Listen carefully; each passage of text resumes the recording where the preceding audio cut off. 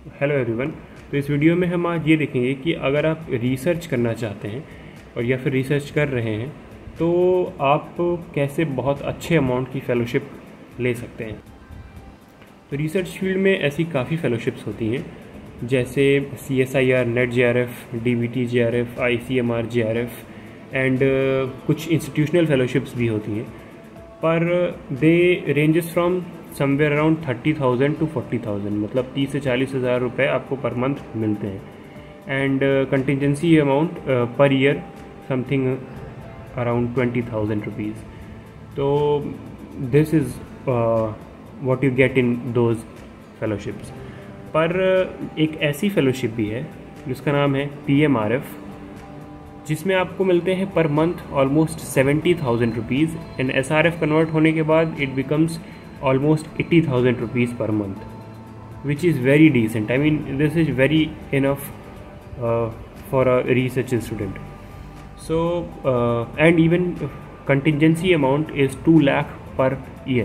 Contingency is means that you can get money, that 2 lakh rupees money in per year for the travel allowances for the conferences and the stationery material etc. तो PMRF fellowship लेने के दो तरीके हैं। एक तो at the joining of the PhD and second after the 1 year completion of the PhD, which is the lateral entry for PMRF। अब इसके दोनों के क्राइटेरिया क्या है, बेसिक क्राइटेरिया। तो बेसिक क्राइटेरियाज अगर आप देखें तो व्हाट इज़ मस्ट कि आपके पोस्ट ग्रेजुएशन में मिनिमम 80% मार्क्स होने चाहिए।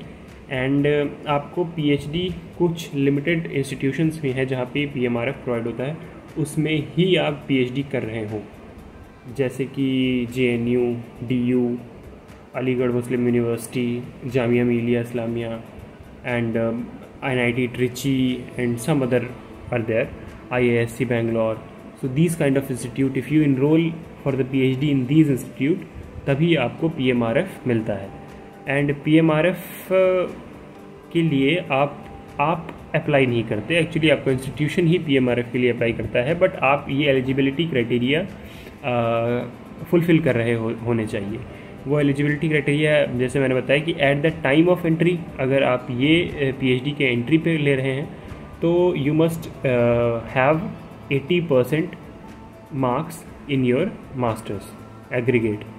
एंड आपके JRF भी क्वालिफाई होना चाहिए, CSIR, NET JRF, और टॉप 100 रैंक में आप होने चाहिए। Then only you can get the PMRF fellowship, which is 70,000 and at the SRF it becomes 80,000 rupees, which is very decent amount. And lateral entry there is also one option. If अगर आपके किसी भी reason से 80% marks graduation में नहीं बन पाए हैं तो और आप इन इंस्टीट्यूशन में JRF के थ्रू एडमिशन ले चुके हैं, the institution like JNU, BHU, DU and all, तब आपके पास एक और रास्ता बचता है कि अगर आप कोर्स वर्क में वहाँ पे जो 1 year के टाइम का कोर्स वर्क होता है उसमें अगर आप 85% या 8.5 GPA एग्रीगेट बनाते हैं, then also you can be eligible for PMRF. So ये दो बेसिक तरीके हैं, एक लेटरल एंट्री का और एक स्टार्टिंग, बिल्कुल स्टार्टिंग जब आप PhD में एडमिशन ले रहे हो तो कैसे आप PMRF ले सकते हैं। So for more information you can check the website, prime minister research fellowship website, and I will be giving the link in the description, so you can check out and read about it more.